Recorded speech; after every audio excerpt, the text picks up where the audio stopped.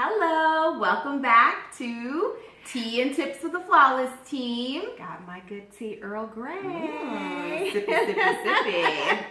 All right, and today we're talking about, Well, for those of you who did not see our other YouTube video, and I really suggest you go back, we are the Flawless Team. I'm Tracy, and this is my daughter, Fallon. We are co-owners of Flawless Weddings and Events. I'm a wedding and event planner, and she is a floral designer. that's right. So we decided to do this YouTube channel because we started a podcast, and so, which we'll have to give you that information. I think we forgot on the last one. Right. I think we were going drinking to too do much it in the coffee. bio. So go to the bio, okay. So she's the one who's handling all that because, I'm still learning. Anyway. She's not savvy. I'm just kidding. I am savvy, but not. She can't do it all. Can't. Teamwork Exactly. makes the dream work. Hello, there you go.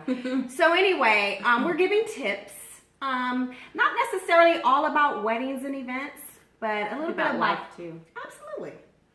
So today I wanted to ask you, what would you tell a client after they are engaged? What to do, Sorry. Uh-oh. Well, do you want my honest opinion? Yeah, sure. Why not? I'm throwing a party. So I'm like, let's spend money already. No, I just feel like a celebration is in order. I don't know what your story and your history is in terms of your relationship. So maybe it's just you guys have finally made it and you want to celebrate. And I know the wedding is the ultimate celebration, but just a little something, a little function with your closest family and friends. And I'm throwing in a party. So I would tell anyone who asks me, of course you want to announce it and share it. And you want to just take it all in and enjoy the moment. I don't think you want to hurry up and plan a party and celebrate. I just think and then you want to, create a vision for yourself on how you want your wedding to, come off. Right. And then I say, hey, start working on that damn budget. Right. Because that's the most important thing is how you gonna pay for that damn wedding. Exactly. If you don't have, a lot of family who's contributing and you guys are solely responsible for the financial part of it, then figuring out a budget is a pretty good thing. Now, on the podcast, you mentioned one thing which I thought was really great because you can do this with your life in general, which is a vision board. Yes.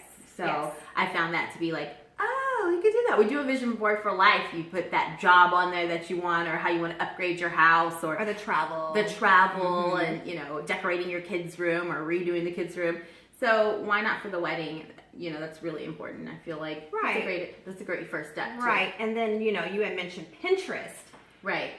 Is a great way to start. It's overwhelming to me. That's just like going to a bridal show. It's very overwhelming. Yeah. But I think Pinterest will kind of give you some ideas. But we like to also let our clients know that when you go on Pinterest, sometimes the flowers are not that color. It's a little photoshopped. A little photoshopped, or just the way how the flash, came across. Right. So we kind of reel you back in Right. after you create that vision board and say this is what you can do and what you cannot do because What's realistic? what's realistic, you know. But I want to also ask you non-wedding related. It's a life question. Yeah. How to keep yourself motivated. How do you keep yourself motivated while running your business? Because you have 2 kids and a husband. Right. And you're both kind of, entrepreneurs. Right. And so how do you motivate yourself to keep focused on the business? Well, first, in all honesty, my kids have to eat. So that's motivation. For most parents, I think getting up and going to work and doing what you have to do is like, my kids need food on that table. The kids are involved in a lot of activities. That's money. Just everything. You always want to be able to give them, everything I had and everything you gave me. So that's motivation in itself. If that doesn't motivate you, Call mom. No, sorry, mom. She's going to give you a kick in the butt. Definitely surrounding yourself around people who are striving for the same things, and maybe they're just good friends. I have a good circle of girlfriends that they're striving for stuff in their life, so you want to kind of be on the same page as them. You never want to be like, hey, I'm way down here, you're you going up, and I'm staying stagnant. Even level playing field, Right. So in terms of business, I look for motivation. I follow people on Instagram. So maybe it's a certain floral designer that I'm just in awe with their work and going, oh my gosh, I want to create that. You start to set little goals because you go, I want to pull that off too. I can do that. That's beautiful. I want to master that. Right. So following people who are in the same field as you, I think it's a great thing because it inspires you to want to try something different, think outside the box, something you didn't think you could do, but you want to try.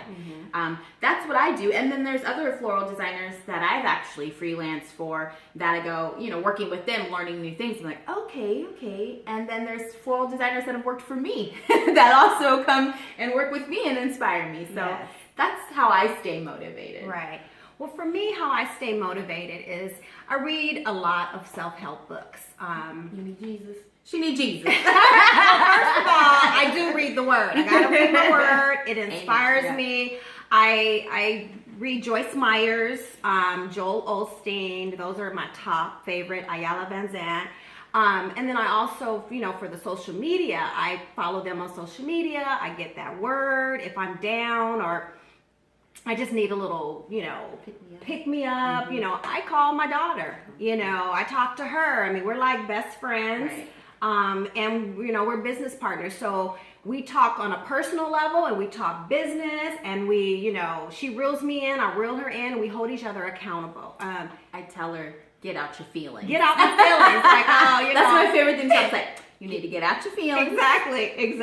Keep it moving. And you want to hang around with top performers. You want to follow those people that inspire you and make you feel like, ooh, I can do it. I can wake up. And, sometimes, I do talk to my son. I talk to William, her brother. Yeah. He's like, Mom, it's gonna get better. Don't worry, And I really love that. And my husband, he motivates me. He's like one of my top cheerleaders, Right. Sorry, Sean.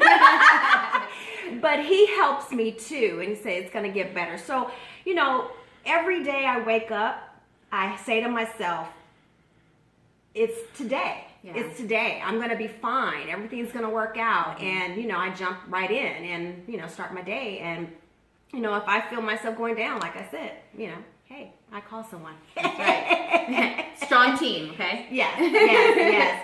So, to give a tip to you, find someone who motivates you. Even if it is on social media, right. Search for someone, read.